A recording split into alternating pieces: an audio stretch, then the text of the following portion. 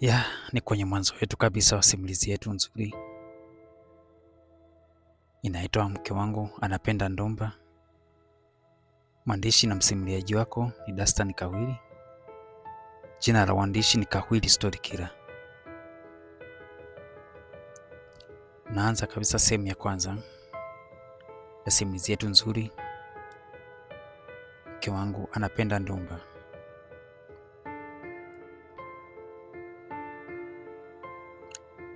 Alimpata anayemtaka, ndio maana moyo wake ulikuwa na furaha sana kuliko kawaida. Sio tu kumpata, baada ya kuwa naye alijithibitisha haraka kwa wazazi wake na wazazi wa mwanamke, kisha ikafuata ndoa ya maana na baadaye fungate. Huko ndo alijimaliza wenyewe kwa mara ya kwanza kwenye kuitimiza agano la ndoa yao. Ni lile agano litaileta familia. Baada ya kujichosha kwa tendo lilodumu kwa muda masaa mawili mazima, tena usiku wa manane, Frank Mdema na Osmunda Msindi, mkewe halali, walijiandaa kwa ajili ya kwenda bafuni kuoga kwenye hoteli aliyopanga wiki lile zima. Zilikuwa ni kumbukumbu za kipekee sana kwa mwanaume huyu, maana kabla ya kumwoa mkewe hakuwahi jaribu kumgusa wala kumzoea sana. Kwa hiyo hata kulala naye hakuwahi kulala naye kabla. Sasa ndio alikuwa anamuona mkewe, mtoto mbichi akishuka kitandani utupu kama alivyotoka kwa mamaye, kisha anaenda kuifuata kanga na kujitanda. Frank akiwa tayari kashajistiri taulo, alikuwa amesimama kando ya kitanda akisubiri mkewe ili aje naye waelekea wote bafuni. Na mkewe hakuchelewa, akashuka kitandani, ila baada ya kushuka akaenda kubeba kibegi kilichokuwa mezani. Akakibeba kile kibegi na kujivesha begani. Huo mtoko ni wa wapi mke? Aliuliza Frank huku anampa mkono mke wake aliyekuwa anamsogelea ili washikane, uso na tabasamu la kadri. Mtoko? Aliuliza Osmunda mkewe,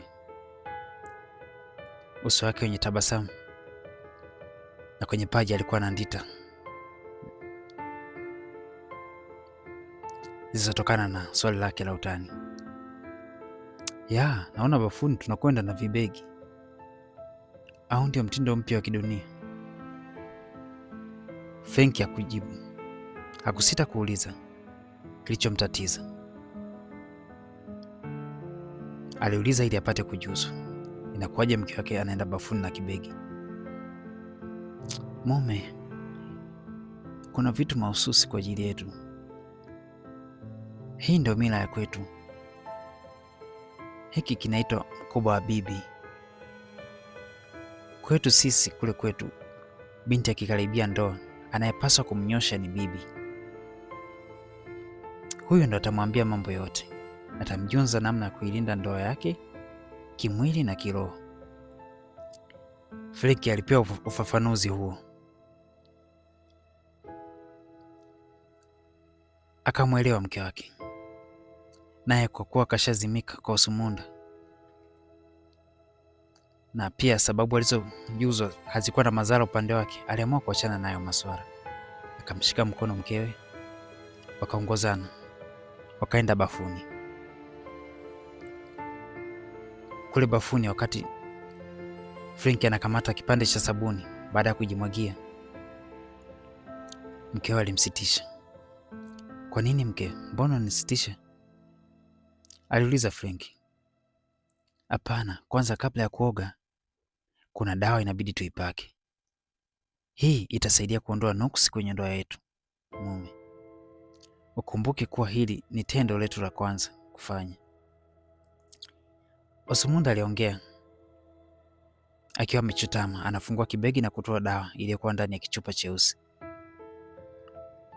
Frank hakuwa na pingamizi, akatulia huku amesimama akisubiri mkewe ampe maelekezo juu ya namna ya kuitumia ile dawa. Aya mume wangu, ngoja nikusumbue. Samahani, lakini simama, nyanyua mikono yako juu.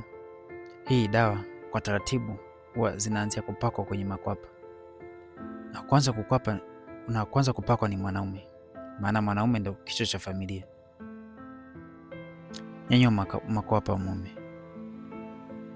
Frenki alinyanyua makwapa akiwa amesimama ni wima kama alivyoelekezwa na mkewe. Dawa ikaanza kupakwa. Ni dawa ya kienyeji yenye asili ya mafuta. Alipakwa kichwani, tumboni na miguuni. Sasa geuka mume, sasa hizi ndo tunakwenda kupaka sehemu muhimu zaidi. Sawa, niiname hivi? Ndiyo. Ilikuwa ngumu kwa Frenki kukubaliana na hali ile, kama ilivyo kawaida kwa si wanaume tulivyokuwa wagumu kuelewa mambo, ila kwa kuwa yule ni mkewe na kamuoa, ni mali yake. Isitoshe kaambiwa sababu ya kufanyia mambo hayo. Frenki akaamua kuwa mtii, akainama na kupakwa. Baada ya kupakwa, mke wake alimuita. Mume. Naam mke, nisamehe sana na kusumbua. Nachofanya ni kwa ajili ya kujilinda sisi.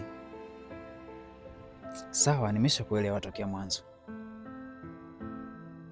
Nashukuru kwa kunielewa. Asante mme wangu. Saizi naomba uiname na ujishike nyayo za miguu. Basi bwana, dozi iliendelea. Frenki akafanya alichoamriwa na mkewe. Alipofanya hivyo, baada ya kuinama, akashtukia mkewe akimwingiza vidole vyenye dawa iliyotwangwa sehemu yake ya haja. Akashtuka mwanaume, akasimama na kumgeukia mkewe. Mume wangu, mbona unashtuka tena? Aliuliza mke wa Frenki huku anacheka. Unachotaka kufanya kinaniondolea utu wangu, aliongea Frenki huku akimtazama mkewe. Ukweli alikuwa amekasirika, ila kutaka kuionyesha zaidi, maana ndio kwanza ndoa yao ipo kwenye utungu.